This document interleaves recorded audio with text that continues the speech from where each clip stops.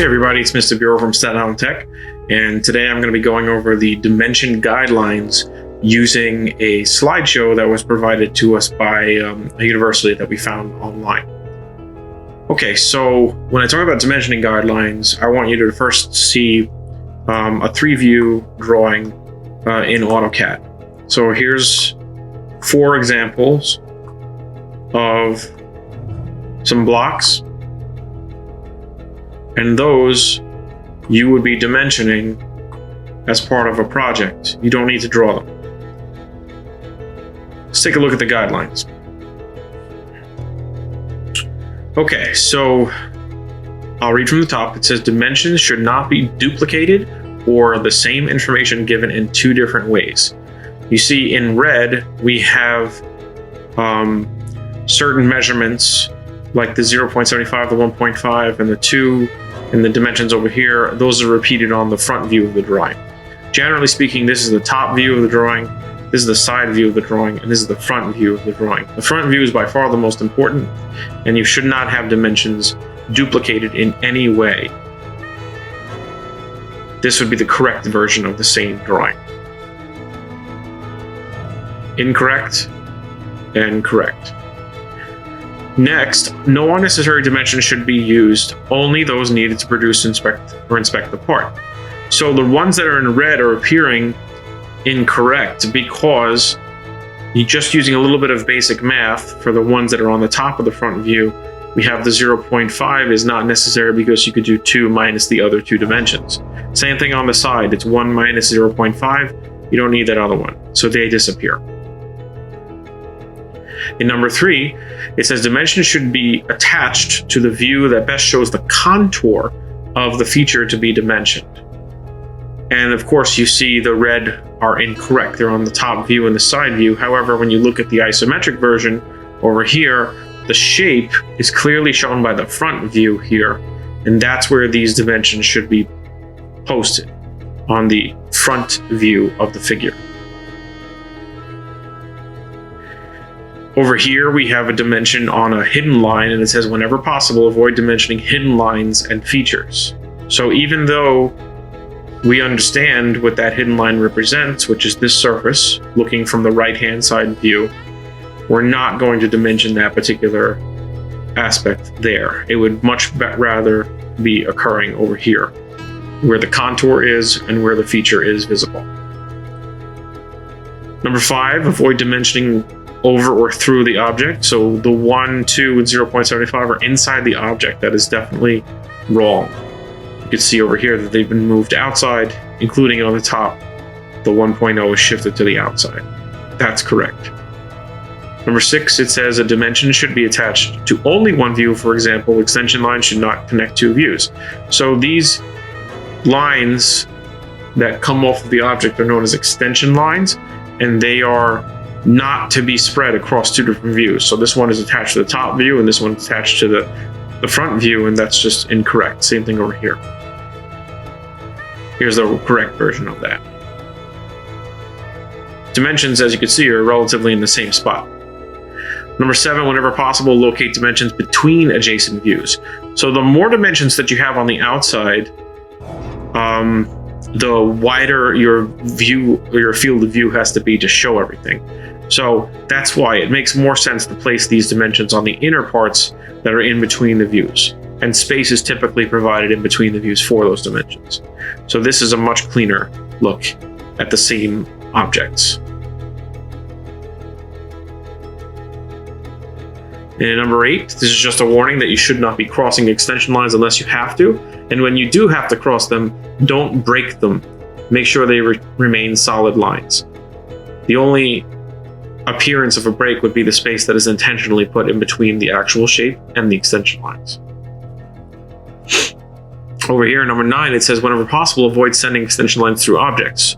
So these dimensions of 0.75, the 0.5, and the 1.5 can be placed in different locations to avoid those extension lines crossing the object.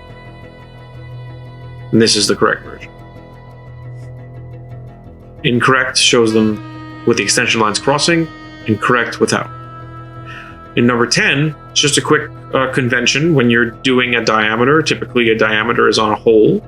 or a circle, and then a radius is on an arc or a fillet or a round. That's what a radius is for.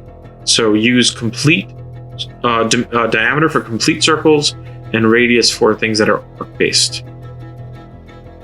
Holes are located by their center lines, which may be extended and used as extension lines. So the hole that appears here has these center lines placed. So it has a center mark, and then outward from the center mark are a couple of lines. The one to the left goes beyond the hole a little bit. The one to the bottom also goes beyond the hole a little bit, but the other two are extended to the edge of the shape, and then they become the extension lines of the dimensions that are attached to them. And those dimensions, the 1.0 and the 0.5, are there to locate the hole. Number 12 says holes should be located and sized in the view that shows the feature as a circle. So even though the hole is visible here with hidden lines and a center line, and here with two hidden lines and a center line, the feature really appears in the front view only, and it should be dimensioned there as far as its location and its size. So the diameter and then the two linear dimensions that show its location, here, here, and here. Much better in the front view, and then it also eliminates the need for the top view. Over here it says do not cross a dimension line with an extension line and avoid crossing dimension lines with leader lines. The line that's coming on the diameter dimension over here is a leader line because of the way it's angled and the fact that it's pointing to a round feature. It's bad because it's crossing through this dimension line here and then this extension line over here. Also, this extension line is crossing through the dimension line of the 1.0. So the dimension line is where the arrows are, and the extension line is what comes off the shape. When you swap space with these two items and these two items over here, and then you move the diameter, you'll see it's much cleaner. So the 1.0 underneath the 2, the 1.0 on its own here, and 0.50 here, although the 0.5 could have been on the left underneath the 1, like here. And of course the diameter is now on its own. Here it says leader lines point towards the center of the feature and should not occur horizontally and vertically. So this leader line here is pointing towards the center of the feature. This horizontal line and this vertical line are incorrect. This is a dimensioning convention for when you're using stacked dimensions. Clearly, when you have all these textual pieces blending together, it's not clear. So you want to kind of stagger them a little bit to make them more readable. A good rule of thumb is the more clear something is and the more readable something is, the better it is for the person. So every once in a while, you're going to be going over some of these conventions. When you're dimensioning concentric circles, this is easy to read, but it's not really traditionally done that way. Typically, it's done like this. So you can see how they stack and where they are located. In that way, this definitely gives a nice image of what's going on in conjunction with this to show off this piece. Here's some standards, rules that you should be following. Number 1, accurate dimensioning is one of the most demanding undertakings when designing parts. That's 100% true. It's like you have to realize that dimensioning is your way of communicating to the person who's reading your diagram. Second part says use the checklist to ensure that you have followed the basic dimensioning rules. And then the last says keep in mind that there may be a case where you need to break a standard. And that could occur to give clarity to the part and manufacturer. That's exactly what I was saying just a moment ago. Sometimes you got to violate one of these rules or bend one of them a little bit in order to achieve a higher level of clarity. Here are the standards that are used throughout the world. They're gone over a little bit here, the ANSI standard, the ISO standard, the Deutsch standard, Japanese standard, European standard, and of course in the United States we have the Department of Defense and the military spec. Here are the parts of a dimension itself. We have the dimension line, as I was saying, that's in between the arrows with the arrowheads. Dimension text, of course, and then the extension lines, which are the lines that come off of the object. This dimension text is outside of the dimension line, and this dimension text is within the dimension line. You always want to have it within the dimension line if it fits. Here's some standard measurements regarding making the dimensions. These don't necessarily have to be held perfectly. Here are some dimension types. We have horizontal and vertical dimension types. Those are sometimes known as linear, such as in AutoCAD. We have an aligned dimension, which is one that appears diagonally. It's called aligned in AutoCAD as well. And there's some information about stacking them. Here's some information about different arrowheads and how big an arrowhead should be, different types of arrowheads. We have dots and architectural ticks and things that was known as datums. This is some information about dimension text. This should be placed in the middle of the line as much as possible. Sometimes the text doesn't fit. Again, it should be moved out if that's the case. This is an introduction to two types of dimension methods. We have unidirectional and aligned dimensions. Here's a picture talking about that. Unidirectional have all of the dimension texts written in the same way you would read a book, so from left to right. And then aligned dimensions appear where the direction of the dimension line is the direction that the text is written. Aligned are more common for architecture, and unidirectional would be more common for mechanical engineering. There are two types of dimension that people are aware of that you're using all the time. Most of the time you're dealing with sizes, but also you're dimensioning the location of features and items as well. Here's a good checklist. It says each dimension should be written clearly with only one way for it to be interpreted. A feature should only be dimensioned once. That's a very, very important one. Dimensions and extension lines should not cross. Each feature should be dimensioned, of course. You need at least enough to build or manufacture the object, and not more than that. Next, it says the dimension features or surfaces should be done to a logical reference point. So whenever you're dimensioning something, again, you're making reference or measuring from a place that makes sense. You've got to have your own common sense really come into play here. Continuing, it says dimension circles should have diameters and arcs with a radius. A center line should be extended and used as an extension line. That was one of the things that we were looking at before. Third one says dimension features on a view should clearly show its true shape, which is the contour thing. And then the last one says enough space should be provided to avoid crowding and misinterpretation. That's also one of those things where you have to sometimes bend the rules a little bit for the purpose of avoiding crowding and misinterpretation and things like that.